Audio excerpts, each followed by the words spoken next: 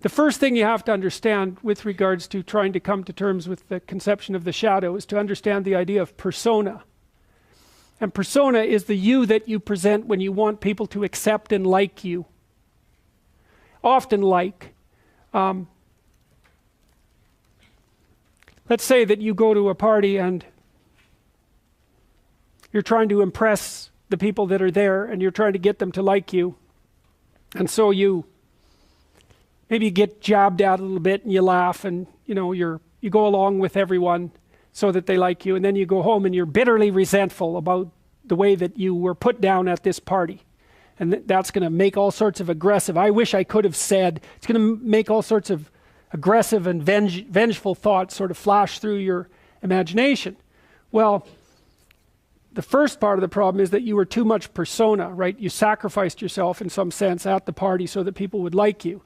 And in the second part, you're refusing to admit to the existence of those elements of you that would have actually protected you from doing that. So let's say you go home and you're all bitter and resentful and you have fantasies of revenge. I mean, that reveals to you the shadow part of you that's aggressive. And the thing is, you actually need that, because if you would have integrated that more successfully into your personality, when you went to the party, you wouldn't have had to let people put you down to get them to like you.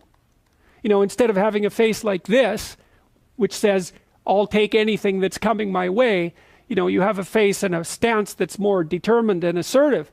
And if you manifest that properly, people aren't going to mess with you to begin with.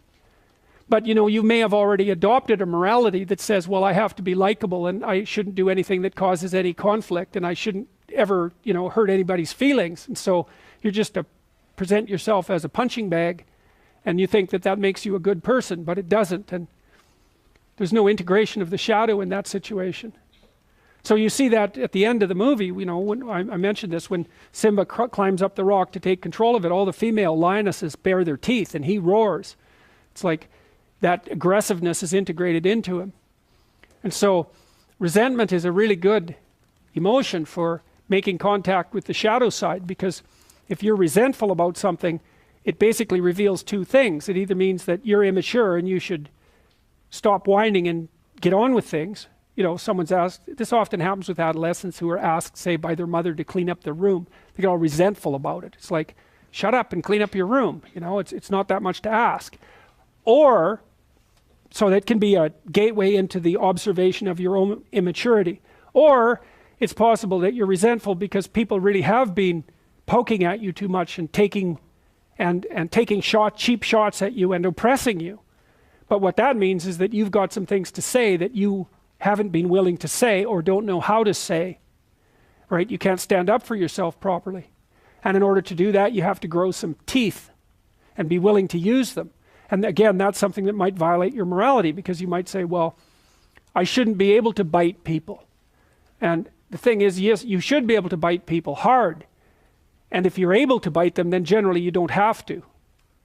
But they need to know that you can, because otherwise, especially people who are badly socialized, they'll just keep encroaching on you and encroaching on you and encroaching on you and encroaching on you until you put up a wall. Like someone who's really well put together won't do that, because they're sophisticated. But if you run into people who only have boundaries because other people impose them on them and you won't do it, you're going to be the bullied one in the office, for example. You're not going to get a raise. People aren't going to credit you with your own work. Other people are going to take credit for it. And you're going to go home angry because you're doing your best and you're trying to get along with everyone and nothing ever goes your way. Well, it's because you're a pushover. And you think that's good because you confuse harmlessness with morality. It's not right. Just because you can't do any damage doesn't mean you're moral. It just means you don't have the capability for mayhem. And that makes you a pushover. I mean, the Jungian stuff is very, very dark, It's very dark because his notion of what constitutes a moral human being is much different from the typical view. He really thinks you get that horrible side of yourself integrated so it's up there where you can use it. Because otherwise you're dangerous. You can't say no to people and you'll go along with the crowd. And then if the crowd does something particularly pathological, which it's liable to do, you won't be able to resist it. You won't have the strength of character. And so then you'll fall prey to crowd pathology. And it'll be because you're too agreeable with a, with a shadow resentful side that the crowd and its murderous intent is going to act out.